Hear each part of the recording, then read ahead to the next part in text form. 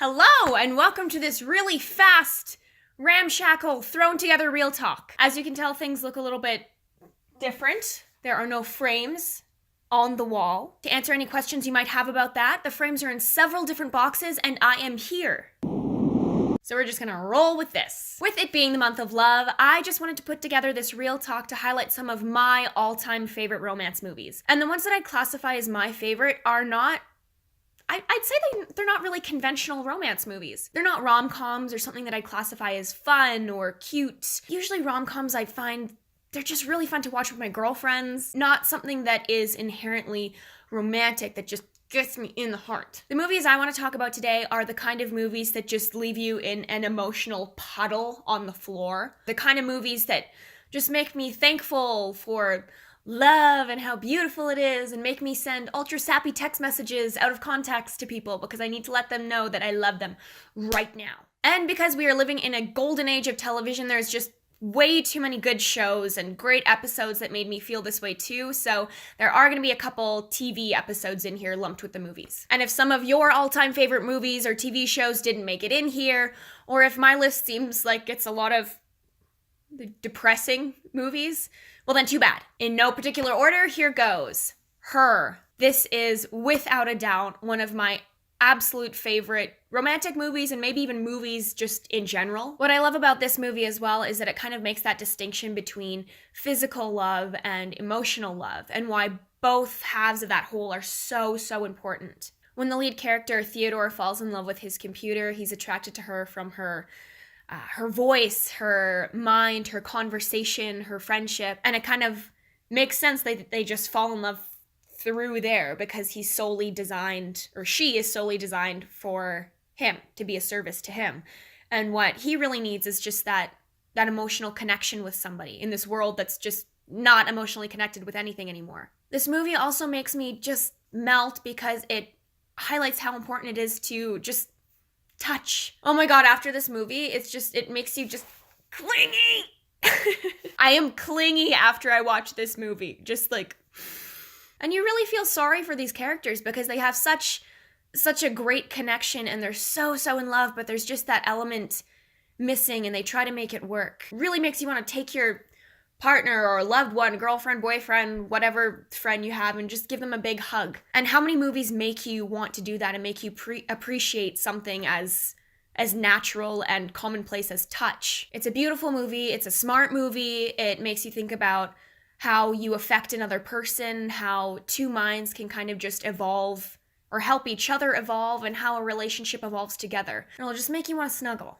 So 10 out of 10. Next, we're moving up to a TV show, and these are actually 2 episodes from one TV show, Black Mirror, and those are San Junipero and Hang the DJ. Initially, I was just going to put Hang the DJ on this list because that's the one that affected me a little bit more. Well, both stories, let me start off by saying, are kind of just love against the system. In both stories, you have a couple that's falling in love with each other very gradually and learning to appreciate and understand each other and wanting to be together, but there's just something in the way. Spoilers for San Junipero. There are 2 women that meet in this kind of alternate world and you really don't know what it is, and they fall in love with each other, and then you kind of discover I think it's somewhere near the end or at least the last half. They're both in hospice, preparing to die, and they're in this this kind of virtual reality world that allows them to interact with a bunch of people, and that's where these 2 younger versions of themselves meet. So they're both preparing to die, and one of these women is planning on marrying this man to secure it's been a while, to secure something financially for her and her family. Being a martyr, she's taken one for the team, and they both have the option to live in this alternate reality, kind of like a heaven, and it's a big decision about whether we want to stay together in this heaven place after we die and be together and find happiness. Beautiful story. And for those of you who've seen who haven't seen the episode Hang the DJ, it's about this couple that's paired together on this dating app that gives each couple an expiry date. They meet, they really hit it off, but they're only given 12 hours together. So they basically have a date, spend the night, and then they're off on their separate ways. And by rule of this dating app, that's how it has to stay. And of course, they have this huge connection. They fall in love and they keep getting paired with other people, but all they're thinking about is each other. And it's about them eventually saying, no, we want to be together. And I don't know, I think Hang the DJ just got me a little bit more because they are constantly being told by everything, like, no, this isn't going to work. And logically, it doesn't make any sense for them. So they keep on running into these roadblocks again and again and again and again, and they just keep on having to fight. I don't even know why I started comparing the two. They're both different stories, and they both left me just like an emotional wreck in the living room. And honestly, I think the reason why I love these love against the system, or just these really feisty romances, that's what they are. They're both such feisty stories of a couple being told no in some way or another, or against all logic, just trying so hard to be together. And anybody who's ever been in love or even just wanted to be with somebody and is met with adversity, whether that's, people not understanding your relationship, or maybe you live here, they live there, logically it shouldn't work out. If you just keep fighting and fighting, then something will come of it. And I think that is so beautiful, and it's a really important message, and I'm getting emotional. Love against the system. Mwah! 10 out of 10 romantic. This next one I feel is the pinnacle of unconventional romance stories. It is Eternal Sunshine of the Spotless Mind. I really, in making this list, I realized that my favorite romances are they're all ones where they have to fight, or they're just clinging to something. Eternal Sunshine of the Spotless Mind, for those who haven't seen it, it's basically told not in sequence. It's fragments of memories of the lead character Joel, who is getting his memory of a past relationship with his ex, Clementine, erased because the memories are too painful, the relationship didn't work out. The whole movie, aside from being just jaw-droppingly, heart-achingly romantic, it's so creative in its storytelling, and it's visually weird, and it feels like just a fever dream. And you get to see the entire relationship from that first infatuation point where they're just obsessed with each other,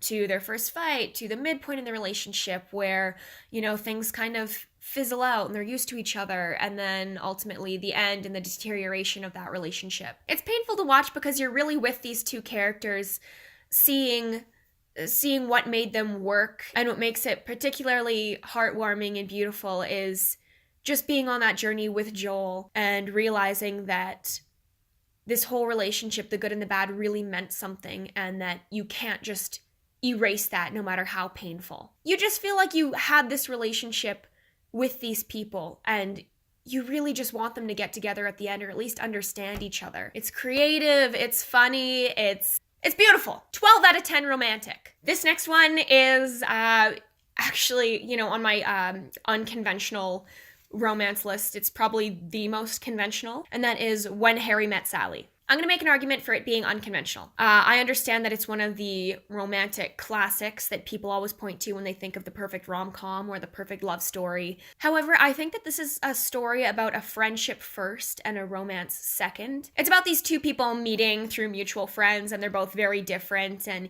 they're just very different characters that don't initially get together or get along even at the beginning. And the entire movie spans years of them knowing each other, and you get to see kind of the genesis of their friendship, how they nurture that, how they kind of stumble upon being each other's best friends, essentially. And just sticking through it all, through different girlfriends, boyfriends, fiancés, relationships that last for a while, fail for a while, and how these two really just end up coming back together and eventually becoming really, really great friends, which makes it interesting where near the last half of the movie, they start to become romantically involved. And it's kind of like, well, what do we do with that? And what does that do with our friendship? As the audience, you kind of get to see where this is going before they do. And I love that feeling. This is actually like a good thing. You should I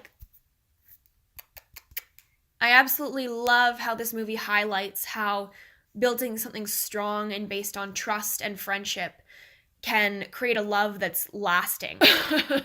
Beautiful. And for my last film that I'm going to mention on my unconventional romance list, The Danish Girl. Okay, here's why I think that this is one of the most beautiful love stories. It showcases unconditional love. Really, really unconditional love. She's an artist. I can't quite remember what he does. It's been a while. I often don't watch this movie because it leaves me just broken and sad for the entire day. Stay with me. I'm going to get to the good, happy stuff. Yeah, so she's an artist and, she does portraits of people. She gets him to sit in for a woman who skipped out on her appointment for a portrait, and thus Lily comes to the surface. Lily is the woman that Eddie Redmayne's character feels he always was. This woman that used to be her husband is now Lily and is a woman. I think it's a beautiful look at marriage and what a partnership is and what it looks like in the face of just the most life-changing changes. And the line that Lily says at the end when she's in this kind of aftercare facility after she's undergone this prolific surgery that was the first attempt at a sex change. She just takes Gerda's hand and says, I don't know what I don't think I can say it. I'll write it down. I don't know why, but that just it just sums it all up. So powerful, and it just perfectly sums up what a marriage should be, which is just love and trust, support, and really unconditional love. 20 out of 10 romantic. Anyways, I hope you enjoyed my list of favorite unconventional romantic movies. If you feel like giving your tear ducts a workout this Valentine's Day, go ahead and have a sit down with these movies with your partner or your sister, brother, loved one, or just by yourself. Get a lot of snacks, get your tissues, get a lot of tissues. Lots of love and kisses this Valentine's Day.